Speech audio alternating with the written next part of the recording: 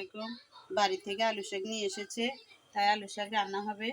এখানে দিলাম মরিচ গুঁড়ো, এখন দিব হলুদ গুঁড়ো, এখন দিচ্ছি হলুদ গুঁড়ো। আলু শাকে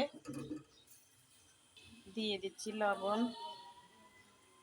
কাঁচামরিচ, দিয়ে দিচ্ছি রসুন। তেল ছাড়া তরকারি হবে। আপনারা কে কে তেল ছাড়া তরকারি খাইছেন বলবেন। আমি আজকে তেল ছাড়া তরকারি রান্না করতেছি। তরকারিটা যখন এভাবে হয়ে গেল, তারপরে দিয়ে দিচ্ছি এখানে শীতল শুটকি। শীতল শুটকি দিয়ে তেল ছাড়া তরকারি হবে। তারপরে দিয়ে দিচ্ছি আলুর শাকগুলো।